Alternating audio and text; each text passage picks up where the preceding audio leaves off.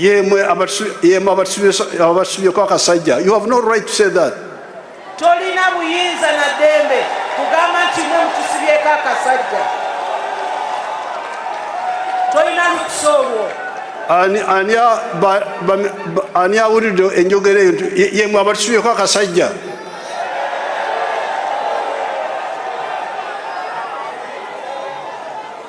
Why would the police hear this and keep quiet? Police eyinza etya okuwulira kino n'esirika. So that is the reason number one why I think some people did not turn up. N'olwekyo eyo ensonga esooka gye tuteebereza lwaki abantu baffe abamu tebajja kulonda. Now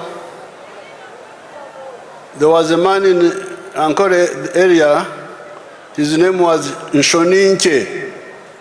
Omuntu atalina nsonyi, no shame. Mu kitundu kya Ankole yaliyo omusajja omu ng'erinnya lye Nshoninche nga kitegeeza kaggwa ensonyi. Not embarrassed to say wrong things. Nti ye taswala kwogera bikyamu. Now you have been hearing people saying that NRM has done nothing. Today there was a paper called Monitor, which had a headline that no change in 40 years. Mubadde muwulira abantu abamu abaga nti NRM terina kyekoze, era waliwo olupapula olwa Monitor olwaleero omutwe gwabwe omukulu gubadde gugamba nti tewali kituukiddwako, tewaliwo kyanjawulo mu myaka 4. Now I will show you here. You know, I am a film shower. I use films now. I don't talk so much. Muzeeyi agenda kutulaga maaso ku lutimbe ennaku zino akozesa firimu okulaga bwino nga bwali. From the colonial times, okuva mu bufuzi bw'amatwale, we had a small group of our people in the money economy. Twalina abantu batono nnyo abali mu byenfuna ebyokukola sente. At independence, the figure they gave me were 9% in the money economy. We twafunira obwetwaze bali ebitundu 9 ku 10. Now when we came after stabilizing the country, NRM bwe yajja nga bwe twamala okuleeta obutebenkevu mu ggwanga, and when we checked, we found that still a small number of the people were in the money economy. The majority were outside the money economy. Bwe baakebera era ne basanga nga bannayuganda abali mu kukola sente baali batono.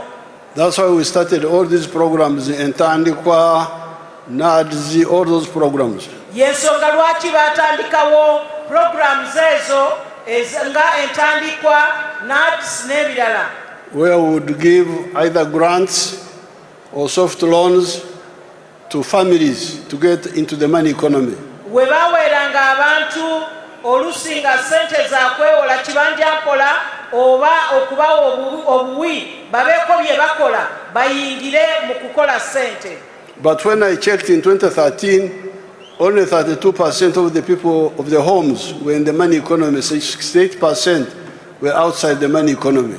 Muzeeyi we yakebera mu 2013 n'akizuula nti abantu 3 ku 10 amaka 3 ku buli 10 ge gali mu kukola sente. 3 ku buli 10 ge gali mu kukola sente nga 68 ku 10 baali tebannaba kuyingira, bakolera lubuto lwokka, nga bakolera lubuto lwokka, working only for the stomach.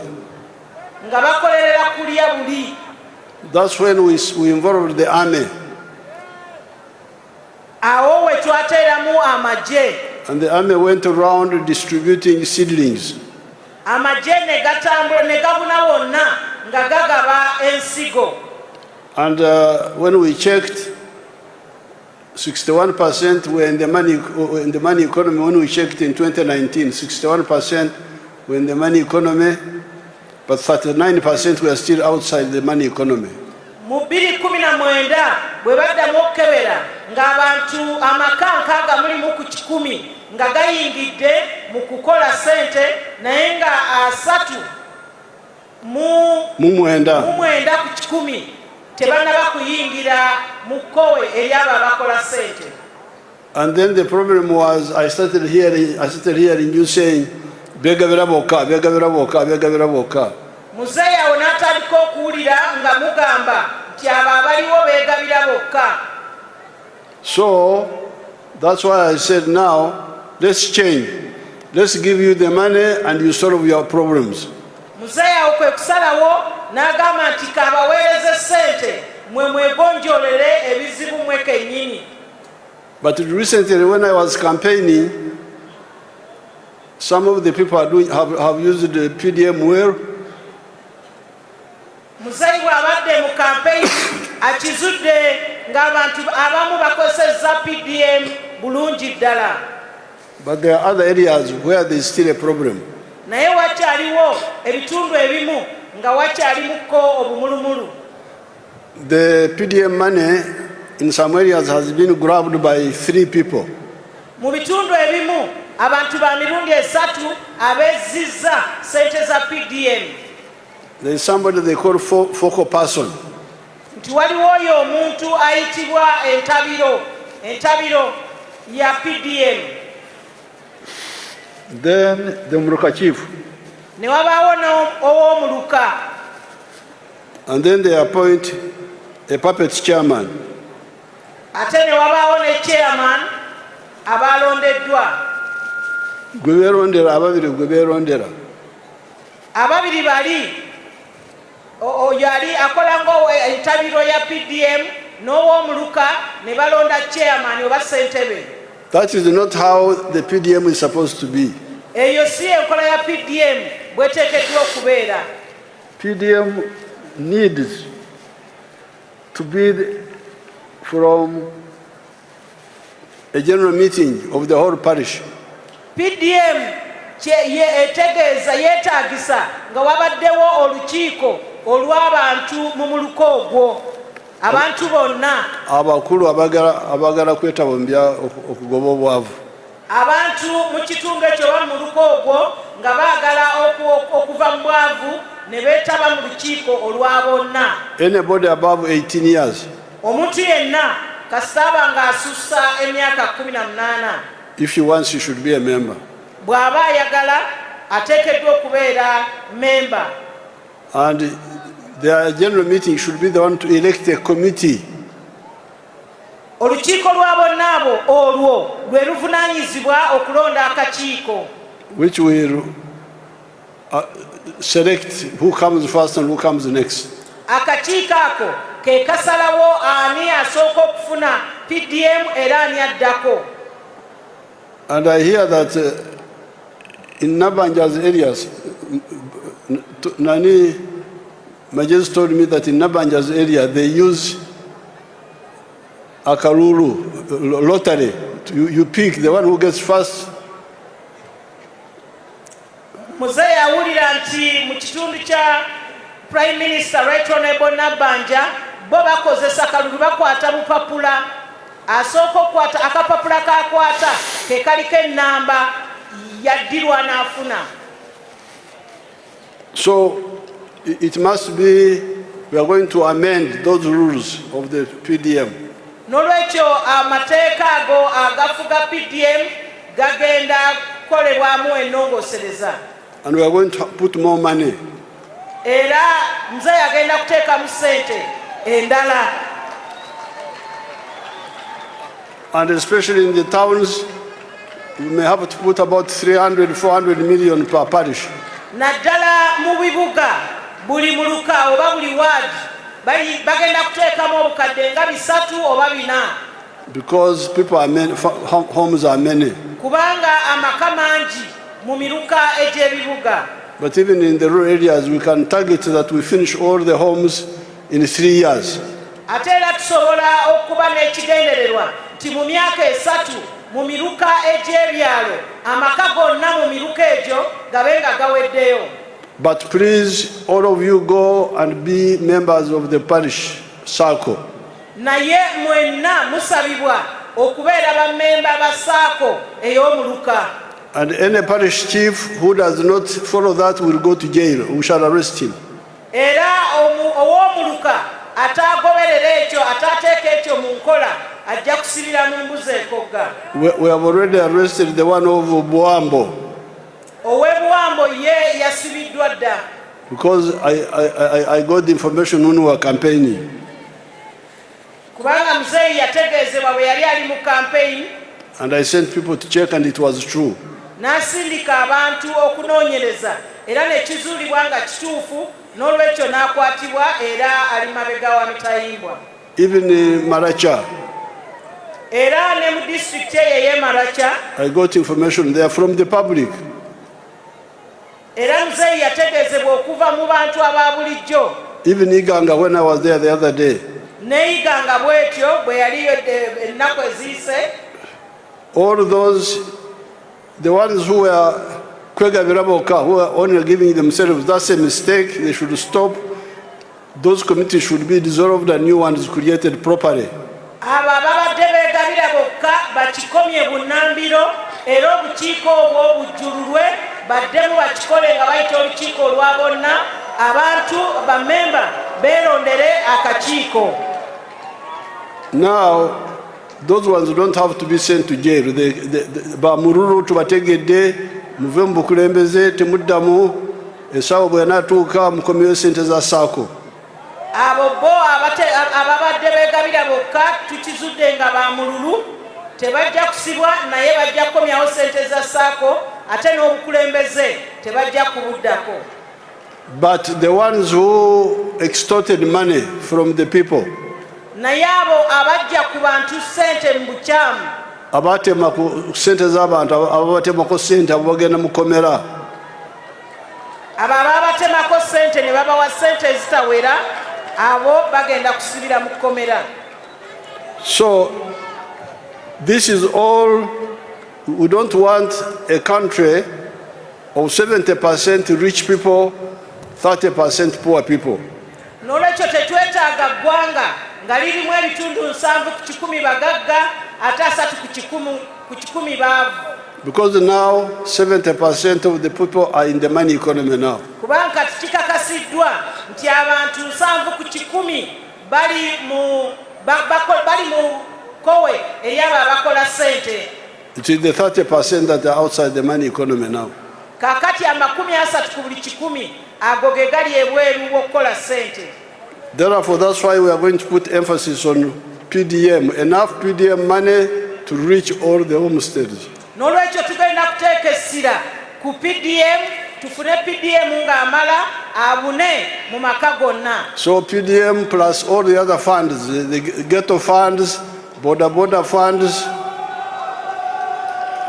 N'olwekyo PDM n'ensimbi ziri eza boda n'eza ghetto. The cultural leaders, we shall create a fund for them. Abakulembeze ab'ennono nabo tujja bafunira ensako yaabwe. The religious leaders in their dioceses. Abakulembeze b'eddiini mu bulabirizi obw'enjawulo. The Muslim districts. Ne districts ez'Abayisiraamu. The university graduates who have not got jobs for 2 years. Abaana abatikkiddwa ne bamala emyaka 2 nga tebannaba kufuna mirimu. The political leaders, we shall add another amount for them, 15 million per parish. Ate n'abakulembeze abalonde nabo wagenda gattibwako obukadde 15 ku buli muluka ng'ezo zaabo abakulembeze abalonde. So what we want is everybody to be involved in wealth creation. Twagala buli muntu abeere nga yeenyigira mu kutondawo obugagga. This will be emphasis number 1. Eryo ly'essira erisookera ddala lye tugenda okuteekako. Then if we have enough money, we deal with free education. Bwe tuba nga tukyalinawo sente tugende ku kusoma okw'obwereere. Now we also want to check on the health. Kati twagala n'okwekenneenya ku by'obulamu. The immunization has done very well. Okugema kukoze bulungi nnyo. But the curative has got some issues. Naye okuwonya kukyalimuko. ebyetaaga okulongoosa. Then the issue of the roads, rural roads. Kati tudde ku nguudo naddala enguudo ez'omu byalo. We don't want any unrepaired roads. Tetwetaaga nguudo zitaddaabiriziddwa. Whether tarmac or maram. Oba lwa koolaasi oba nga lwa ttaka. The jobs come from wealth. Emirimu egyo giva mu bugagga. When you create wealth, then wealth creates jobs. Nti bw'otondawo obugagga, obugagga butondawo emirimu. Then the issue of justice. Kati tugende ku by'obulamuzi. We don't want corruption in the courts. Tetwetaaga bukenuzi mu kitongole ekiramuzi. The new Chief Justice is very, very active in that. Saabalamuzi omupya omujja mujjumbize nnyo ku ekyo. And he did what I've been telling them to do for a long time. Era yakola kyabadde ayagala akole bulijjo. What I've been telling them. Yakola bulijjo kyabagamba bakole. To ask the public, ani ali enguzi, who is corrupt?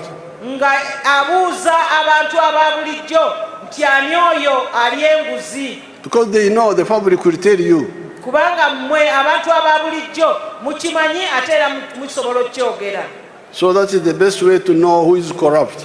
Eyo y'engeri yokka gye tuyinza okumanya ani mukenuzi. Now on the other issue, the markets. Ensonga endala y'ey'obutale. That's why we emphasize East African integration. Y'ensonga lwaki twagala East Africa eyawamu. When we produce all these products, where shall we sell them? Nti ebintu bino byonna bwe tubikola tunaabitunda wa? The internal market is not enough. Akatale kaffe ak'omunda wano mu Uganda tekatumala. Not only for Uganda, but also for Kenya, for Tanzania. We need a bigger market, all of us. Si Uganda yokka naye Kenya ne Tanzania ffenna twetaaga obutale obugazi. But where we are now, we're already moving very well. Naye we tuli tutambula bukwaku. We now have a positive balance of payments. Tulina esente eziyingira mu Uganda zisinga zetukozesa okusaka. Bw'otunulira sente ze tufuna okuva ebweru.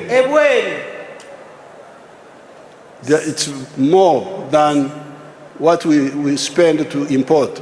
Sente ze tufuna okuva ebweru nga tutunze zisinga ze tukozesa fe okugenda okugula okuva ebweru. We have got now, by October last year, we had a balance of $2.37 billion on the balance of payments account.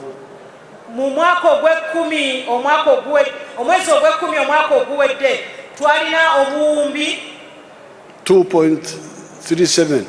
Twalina obuwumbi 2 ne miliyoni 7 eza dola nga miliyoni 307. Miliyoni mmeka muzeyi? 307. Miliyoni za dola 3. No, obuwumbi 2 n'obukadde 307. Obuwumbi 2 n'obukadde 307 eza dola ng'ezo ze ziri ku kye tuyita balance of payment oba eziri awo mu reserve. Ezifikawo. So, and we are just beginning. Ate nga tutandika butandisi. We are going to do much more than what's happening now. Tugenda kukola ekisingirako ddala ku kiriwo kati. We are celebrating a big victory in politics. Tujaguza obuwanguzi obw'amaanyi mu byobufuzi. But I got 8 million votes who voted for me. Muzeyi yafuna obukadde 8 abamulonda.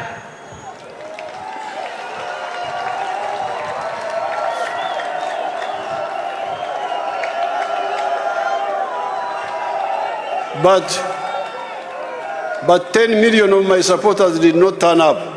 Naye ng'ate obukadde 10 tebwajja kulonda. Our supporters. obukadde 10 obw'abawagizi baffe by NRM. aba NRM tebajja kulonda. Because in May, on the 6th of May, kubanga nga 6 ogwokutaano Last omwaka oguwedde, when we registered our members, bwe twawandiisa bamemba baffe, we had 21 million members. twalina bamembers obukadde 21. 18 million of them were old enough to vote. Nga obukadde 18 ku abo baali bali mu myaka egironda. But when we checked the register, naye bwe twakebera register oba yellow book zaffe, when we checked the register of the government, bwe twakebera register ya government, by that time only 8 million of our people had registered. kyali kiraga nti abantu obukadde 18, only 8 million obukadde 8 bwokka bwe bwali bwewandiisizza in the register of the National Electoral Commission. mu register ey'akakiiko k'ebyokulonda. So we struggled, and apparently our people registered 14 million of our 18 million supporters. Ne tukola nnyo okulaba nti abantu baffe owaakiri obukadde 14 ku 18 baali balonzi. They were able to be registered in time. Baali basobola okugenda ne beewandiisa mu kakiiko k'ebyokulonda In time. mu budde nga bukyaliyo, mu kuzza obujja enkalala. But now I got 8 million votes. Naye kati muzeeyi yafuna obukadde 8 obw'obululu. So where are my 6 million votes? Obululu obukadde 6 buli ludda wa? That means some of our people did not turn. I hear the opposition wasting time.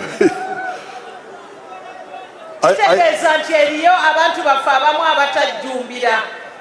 I hear the opposition wasting time talking nonsense. You really, if you don't know Uganda, you can waste your time. Muzeeyi awulira abavuganya gavumenti nga boogera bamala obudde okwogera ebitakwatagana lwakuba tebamanyi Uganda eno. They are lucky because all my supporters did not turn up. Balina omukisa nti abawagizi ba pulezidenti bonna tebajja kulonda. Only a few came. Babamu ku bo be bajja. Only 8 million. Bukadde 8 bwokka. If they had turned up, there would be no opposition in Uganda. Nti senga bonna bajja ne balonda, opposition oba okuvuganya twandibadde tufuma bifume kati. But why did they not come? Naye lwaki tebajja? I think there are two. We are going to study it, but I think there are 2 reasons. Tugenda kyekenneenya naye nga tulowooza ensonga ziri 2. Number, I think, my suspicion. Tulowooza tuteebereza ensonga ziri 2. Number 1, the opposition threatening violence and try. Ensonga esooka abavuganya gavumenti nga batiisatiisa abantu baffe.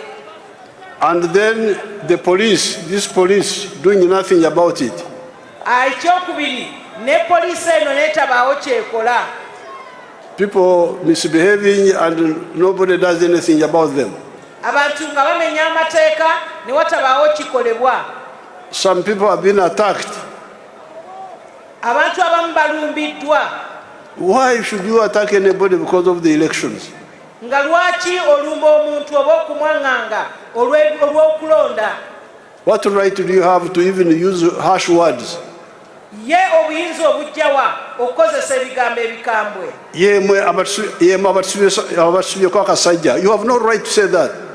Tolina buyinza na ddembe kugamba nti mwe mutusibyeko akasajja. Tolina lukusa olwo. Ani awulidde enjogera eyo nti yemwe abatusibyeko akasajja?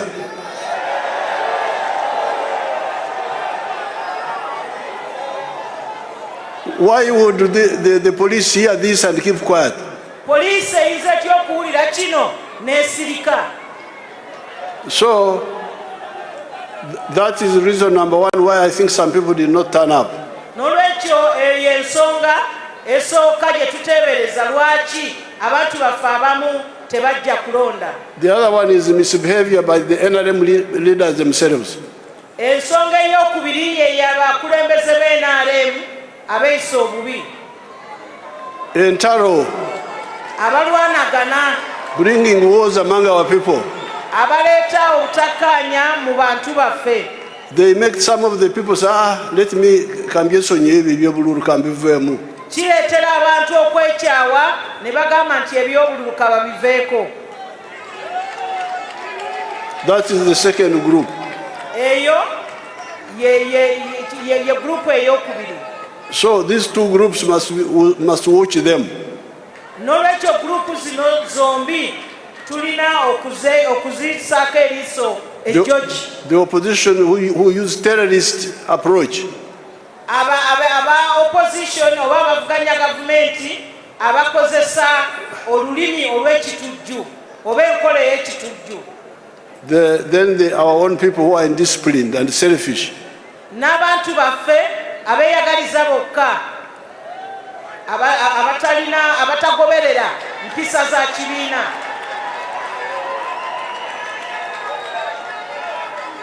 naye ffe abaganda b'omu Lukoola, tulina olugero lwaffe olugamba nti ekitata muyima tekikola ki? Tekimalako nte. Kasa NRM ekyalina amaanyi tugenda kutereeza abantu abo bombi ababiri abo. NRM oye! NRM oye! Katonda ababeere. Naye enguzi erina okukoma. Mwebale nnyo, mwebalire ddala.